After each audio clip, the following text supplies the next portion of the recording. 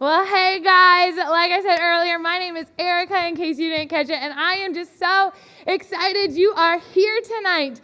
We are starting a brand new series called Blurred Lines, and it is all about sex, dating, and relationships. And I know that as soon as I said that, some of you guys just wanted to cringe and hide under your seat or run out the back door or not be here because, sex doesn't really seem like a topic that we should talk about in church, right? It's kind of taboo. It doesn't really seem like church should really be a place that we talk about it. But I just got to let you guys know, I absolutely love this series. We do one every single year, and it's my favorite series we do all year long because I know this is something you guys face every single day.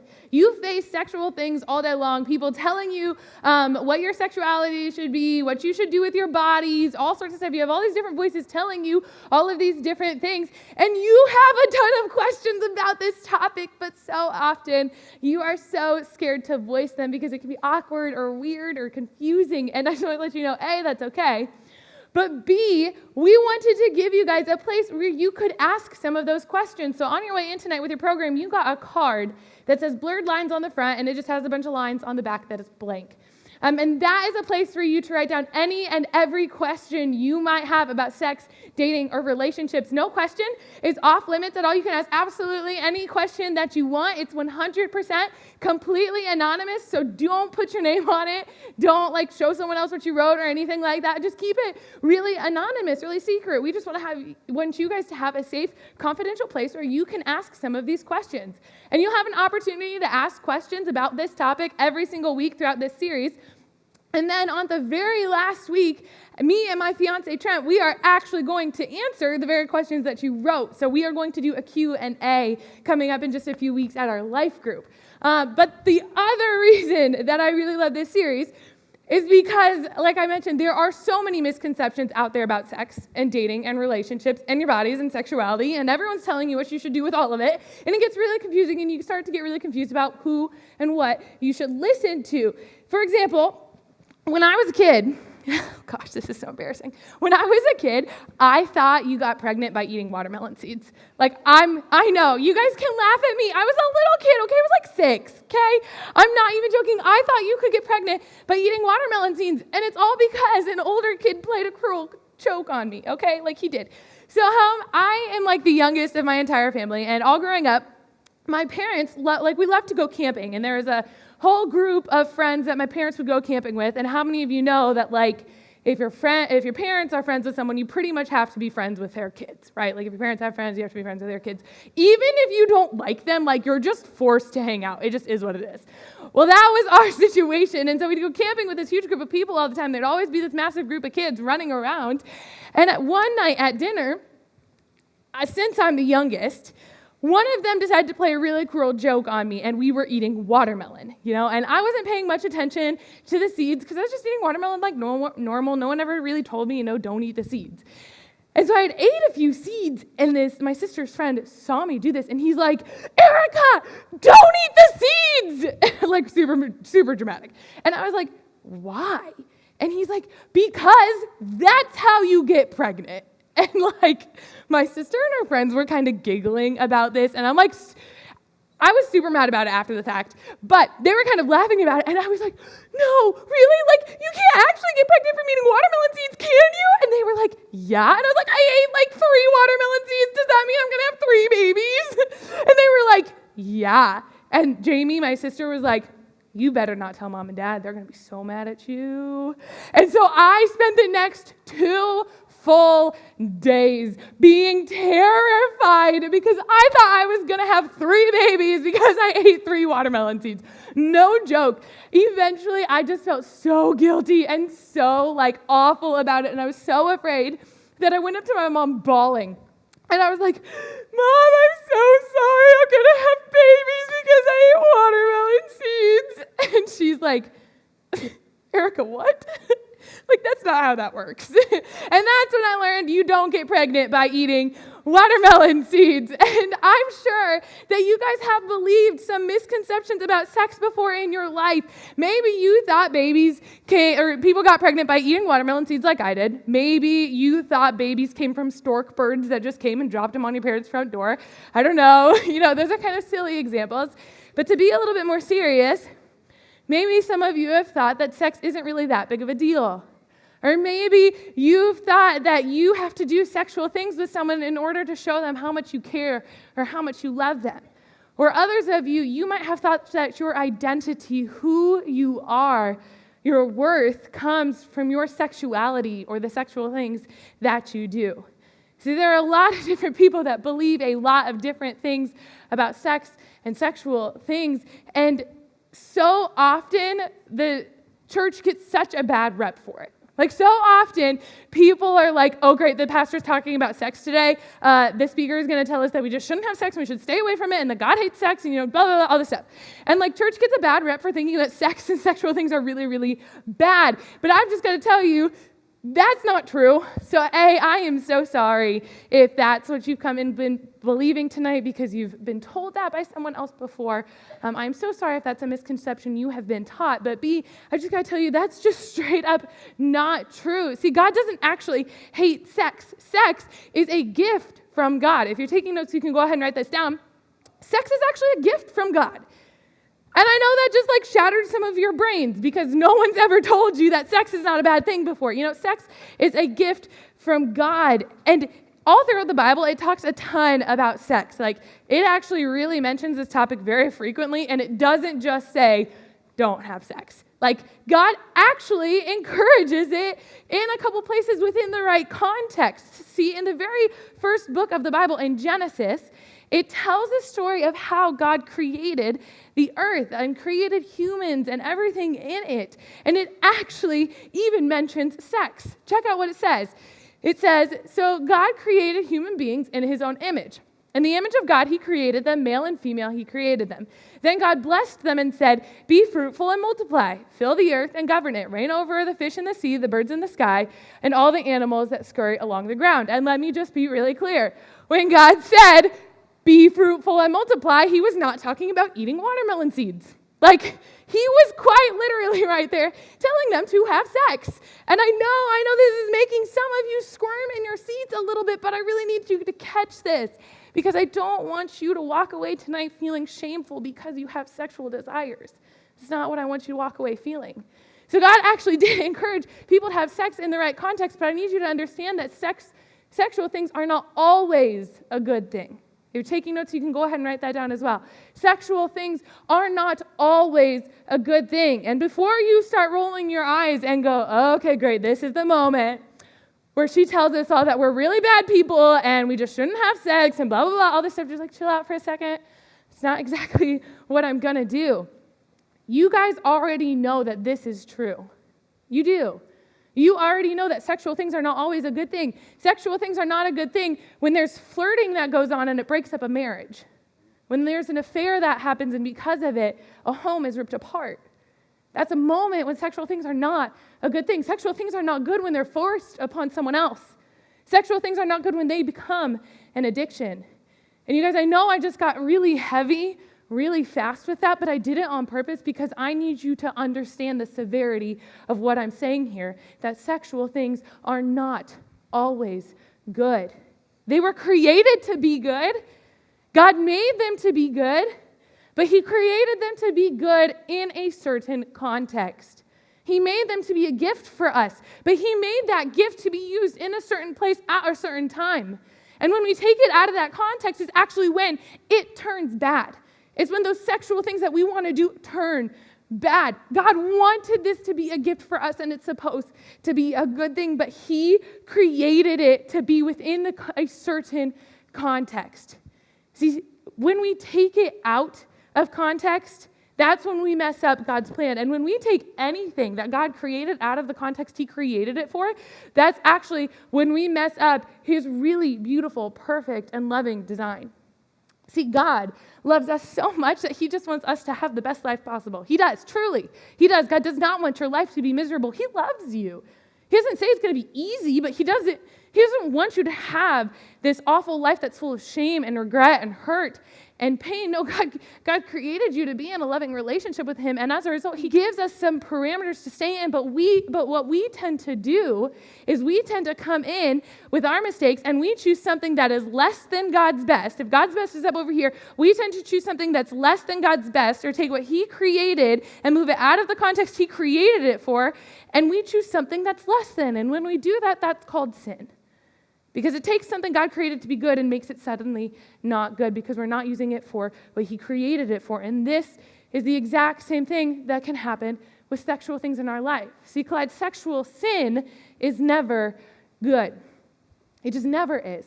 Although God created sex to be a gift, although it's not sinful to have a sexual desire because God actually gave that to us for a purpose, sexual sin is never good. Taking it out of the context and using it in ways that God never intended it to be used is never a good thing. But this term sexual sin comes up in the Bible a ton. Sometimes it's called sexual immorality, and it can be a little confusing, I know. This is such a frequent topic, but so often we think it's a really gray area. Like I know some of you have maybe heard, you should wait until to have sex until you're married, Like that might have been something you've heard before. Your parents encouraged you, wait to have sex until you find the one, or whatever it is. But then we start to ask the question, well, how far is too far? And don't raise your hands or anything like this, but how many of you have asked that before? Like just think internally, don't raise your hand. You've asked the question, how far is too far? And really what you're asking about is, hey, there's this, what I think is a gray area here. Where's the line in that gray area?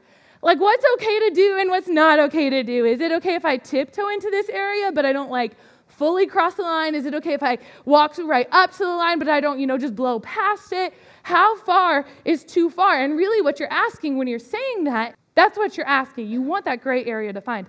And because, Collide, I just care about you so much, and because no one ever really explained this to me very clearly when I was your age, I want to make it very clear for you tonight. Sexual sin is getting fulfillment of sexual desires from anywhere other than your spouse.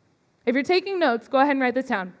Sexual sin is getting fulfillment of sexual desires from anywhere other than your spouse. Collide, God gave us this gift of sex, of sexual things. It is truly a gift. He does desire for you to enjoy it, but he wants you to enjoy it within the context of a marriage between a man and a woman. That is where God created for sexual desires to be fulfilled. And when you take it out of that context, when you start fulfilling your sexual desires outside of the context of marriage between a man and a woman, that is when you start sexually sinning. That's when you take what God created to be good and you turn it into something that it was never intended to be. That is when we start to tiptoe into sexual sin. And God actually really explains this in the Bible, and he doesn't do it in a mean way. See, earlier in Genesis, we read a few verses about God, encouraging people to have sex, but just a few verses later, he actually gave them some guidelines for it because he so badly did not want the first people he created to step into sexual sin because God knew how damaging it would be. Check out what he says in Genesis 2:24 through 25. He says, "This explains why a man leaves his father and mother and is joined to his wife, and the two are united into one. Now the man and his wife were both naked, but they felt no shame." Collide, this verse right here, it tells us that marriage is a good thing, and that sex is a good thing. But sex is only a good thing in the context of marriage. And so often we want to take it out of that context. But what I need you to check here the most is my favorite part of this whole verse, is it says, now the man and his wife were both naked, but they felt no shame. Don't raise your hand, but how many of you know how much shame and hurt and pain come along with the sexual things that you may have done before? I certainly do. I know the pain. I know the just gross feeling. I know the shame and the regret that comes along with sexual sin, with taking something God created and using it outside of his context. But Collide, right here, God is saying, when you use this wonderful gift he gave you within the context he created it for, there is no shame. There is no hurt. There is no pain. There is no guilt.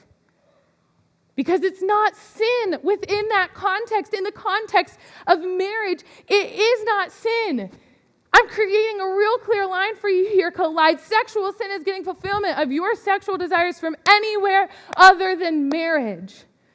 And I'm so sorry. I'm going to be really forward. I'm going to create it really clear for you even more because I so badly do not want you leaving here tonight wondering. I so badly don't want you wondering if what you're thinking about doing or already doing is okay or not okay. So let me make it even a little bit more clear. God draws a really firm line. So he says, sorry, no, masturbating, not okay. Porn, not okay. Doing stuff, getting into trouble, lying to your parents about what you're doing with your boyfriend or girlfriend, not okay. That is sexual sin. And I'm not telling you that to make you feel bad. I'm not telling you that to hurt your feelings. I'm not telling you that to shame you. I am telling you that because I so desperately want something better for you and for your future than a life full of sexual sin because I believe it will drag you down in the worst ways. Guys, God says, don't even let there be the slightest hint of sexual sin in your life. Check out what he says in Ephesians 5:3. He says, but among you there must not even be a hint of sexual immorality or of any kind of impurity or of greed because these are improper for God's holy people. God's real clear. He's like, don't even let there be a hint. Don't do it. Don't even look at that person and have sexual thoughts about them. Just don't. Don't. Just look away. If you're being tempted, look the other way. Don't even let there be a hint. You can't say, oh, it's okay if I look at inappropriate pictures online, but I don't watch the videos. God's like, no, not even a hint of sexual immorality. He's saying, no, it is not okay to ask that guy or that girl for that picture. It is not okay to send that message. It is not okay to talk about these kinds of things in your locker rooms at school. Not even a hint of sexual immorality, Clyde, not even a hint of sexual sin. And he says this for a reason. He says it because he loves you and wants the best for you. And this is something you should want to stay as far away from as you possibly can. It should be. This is something, and I know it's so hard to want to do this, but this is actually better for our lives if we stay away from it. In 1 Corinthians 6:18, God says, run from sexual sin. No other sin so clearly affects the body as this one does. For sexual immorality is a sin against your own body. Collide, God does not just say, don't have sex until you're married.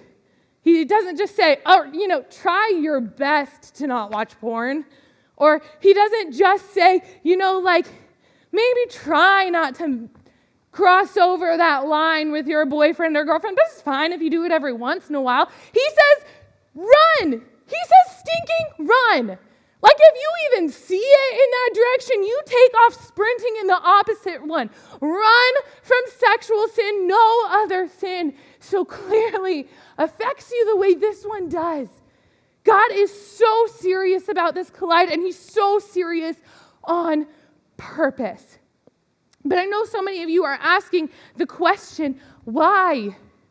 Why on earth is this such a big deal? Why does God say, stay away from sexual sin, and not just stay away from it, but run in the stinking opposite direction? Well, there's a couple reasons that I think are pretty important for us to understand. So if you're taking notes, you can go ahead and get ready to write these down. The first reason that we should run from sexual sin is because it separates you from God. If you're taking notes, go ahead and write that down. The first reason we should stay away from sexual sin is because it separates you from God. Collide, it's called sin for a reason. It's called sexual immorality, sexual sin for a reason. I need you to really understand all sin is choosing less than God's best. That's what it is. Sin is choosing anything less than God's best. Taking what God created, using it out of its context, not listening, not obeying him, not seeking his best for your life. That is sin. But what sin does is so much worse than it sounds like what sin is. What sin does is it literally puts a divide between you and God. It does. It rips you apart from him because, get this, God is holy. He is perfect. He is loved. He was 100% just and fair. God is quite literally perfect. And sin is so not. Sin is the exact opposite from that. And because God is so perfect, he cannot coexist with sin. He can't. They cannot be in the same spot. they can't because he's perfect. And so every time you sin, no matter what that sin is, whether it's lying to your parents or, sexual sin, it rips you apart from God. And that's a super big deal, Collide, because God is love. God is love. Perfect love, not fleeting, not temporary love, not a conditional love where you have to do all these right things and then you're loved. No, God is love. He is peace. He's where we get our peace. God is hope. God is joy. God is our strength. He is our defender. He is our rock and our redeemer. And I don't know about you guys, Collide, but my word, I need more of those things in my life. And sure, you can find temporary, cheap versions of those somewhere else. You can find a temporary, cheap version of love from sex. You can find a temporary, cheap version of peace from drinking. You can find a temporary, cheap version of hope from your achievements. You can find a temporary, cheap version of every single one of these things in the world around you, but it's not going to last. It's not going to last. God doesn't offer you temporary and cheap. God offers you eternal and perfect.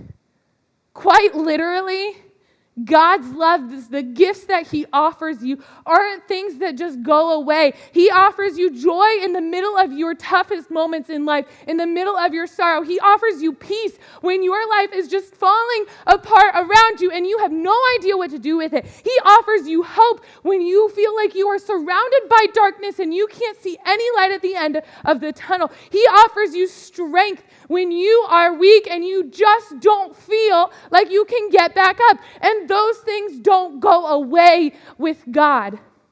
So I don't know about you, but that sure makes me want to draw closer to him, not rip myself further apart from him. But that's exactly what sin does. It separates us from God.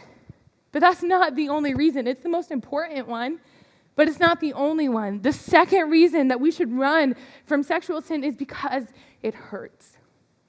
If you're taking notes, go ahead and write that down, Clyde. It hurts. Sexual sin hurts. And it doesn't just hurt you. It hurts everyone involved. And so many of you, rather unfortunately, and I wish this wasn't true with everything in me, so many of you don't need me to tell you that because you've experienced it in your own life. More of us than not know the pain of someone not taking sexual things seriously enough. So many of us know the pain of having a broken up, divorced family because one of the two people in that marriage didn't take sexual things seriously. They didn't have sexual integrity and an affair happened. Or the porn addiction was just too strong and they couldn't handle it. So many of us have seen the hurt and the embarrassment on someone in our school's face because an intimate and private picture of them was suddenly being shared in public. So many of us have seen that hurt and embarrassment. Maybe it's even been you and that's been hard, but if it hasn't been you, you might have seen it on someone else. You might have seen the pain that they went through. So many of us here have gone through a breakup that just shattered our world. Shattered it. And it was so much worse because of the sexual sins that were involved in it, because of the sexual things that happened. And let me get really clear, it's not just sex that hurts, it's sexual things, it's everything, even leading up to, it's that whole gray area. It's all of sexual sin that hurts, and it does not hurt just you, it hurts everyone involved. Sex was designed to be this beautiful, life-giving gift for us, but we have taken it and distorted it into something that is so painful and so hurtful for everyone involved. You might have been involved in a sexual relationship up until this point, and you might have walked away feeling so gross, feeling like you were worthless, like you just had to keep doing more and more things so that person would love you more, to get more attention, to make you feel more like you might have felt like you had something to prove. Oh my gosh, guys in the room, I am so sorry. I am so sorry that our culture has made it seem like you have to be so involved in sexual things to be a man. I am just so sorry. That is so not true. And I hope with everything in me tonight that so many of you leave here knowing and believing that, because we've got a big fight ahead of us to counteract what the culture says. But I just want to give you guys so much freedom to know that you do not have to do those things. You do not have to be weighed down by the hurt of sexual sin anymore. You don't. See, God offers us the most wonderful thing ever. He offers us grace and forgiveness. He offers us freedom. I told you guys earlier that sexual sin divides us from God, and it's true, it does. And I know I've hit you really hard this whole night with this whole message, but God so desperately did not want us to be separated from Him. He doesn't. He loves you more than you could ever possibly imagine. And because He does not want there to be this massive divide between us and Him, He actually gave us a way out. He did. He gave us a way to have freedom from our sins, to have a close relationship with Him again. He sent His own Son, Jesus Christ, to earth to die, to take the punishment for our sins that we should get so we didn't have to, so we could have freedom from them, and so we could have a relationship with God again, a relationship that is full of hope and love and peace and joy. God desperately loves you so much that He did not want a divide to stay there, collide. He gives you a new option. You don't have to stay in that stuff. In 2 Corinthians 5:17, God says this means that anyone who belongs to Christ has become a new person. The old life is gone, a new life has begun. What this verse right here means is that you don't have to stay stuck in the pain that you might be in. You don't have to keep on sinning sexually. You don't. You don't have to keep on sinning anywhere. You become a new person. Quite literally, Christ is saying, I am giving you a new identity. You are brand new in me. Jesus is saying, you are no longer stuck in this rut. You have a better future. You have a better hope. I have better things in your life in store for you, but you got to leave the old behind. You got to leave it behind. Christ tells us right here that when we accept His love, His grace, and forgiveness, when we start a relationship with Him, it means that we get to set our old self behind. It means we can stop finding our identity in our sexuality, in the things we do, in our sports, in our achievements, in any of it. We can stop finding our worth, our value in those things, and instead we get to take on a brand new identity. We become a new person. We get to be called things like son and daughter of the Most High King. We get to be called children of the Almighty God. We get to be called worthy. We get to be these beautiful children of God that have so much worth and value, and they're not found in the things we do anymore. Instead, they're found in Christ.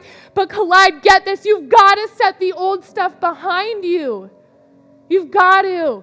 The old life is gone. It's not there anymore. Leave it behind. A new life has begun. But what are we supposed to do with it now? How do we practically move forward in this? Well, Collide, I think there are two things you can do starting right now, starting tonight. If you're taking notes, you can write this down. The first one is make sexual integrity a priority. If you're taking notes, write that down. Make sexual integrity a priority. This means that you're going to go home and you're going to create boundaries for you and your boyfriend or girlfriend. You're going to create boundaries and say, you know what, God made it really clear, no gray. We're staying away from the gray area. We're going to stop asking how far is too far, because we already know if we have to ask that, it's too far. So we're just not even going to go there. You're going to find an accountability partner, someone that can come to you or that you can go to and say, hey, right now I'm going to hang out with my boyfriend or girlfriend. I just need you to pray for me while I'm there. And then I need you to ask me how it went after. I know that's scary, but it's worth it. It's so worth it to do that. And if you're wondering who to ask literally any of the adult life group leaders here. They would love to be that person for you, or I'll do it. My goodness, I'll do it. Just please do it. Please, I'm begging you. For some of you, this might even mean going to your parents and telling them, hey, I'm struggling in this area. I just need your help being better. And I know that's a steep scary thing it seems like to do, but your parents, I guarantee you, only want the best for you as well. So if you tell them this, they're going to help you move forward. That's the very first thing you can do, is make sexual integrity a priority. The second thing you can do is receive God's grace. If you're taking notes, write that down. You can receive God's grace.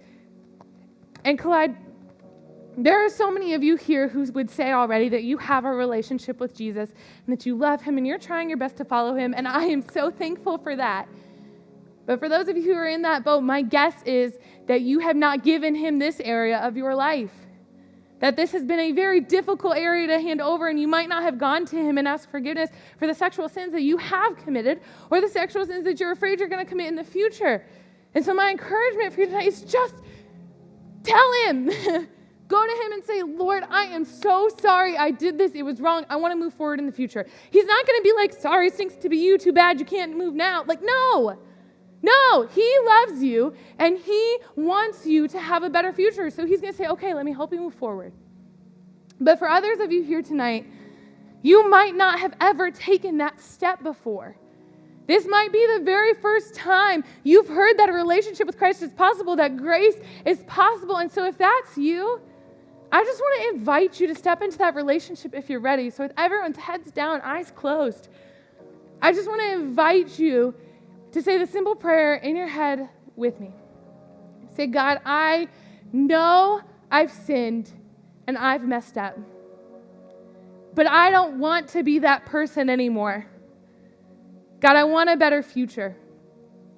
Please forgive me of my sins and come have a relationship with me, Lord. It's in your name I pray. Amen.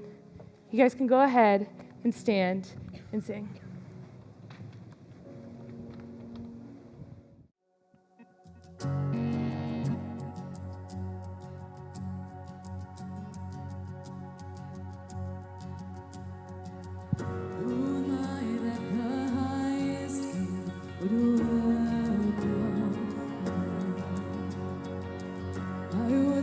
But he brought me in. Oh, his love for me. Oh,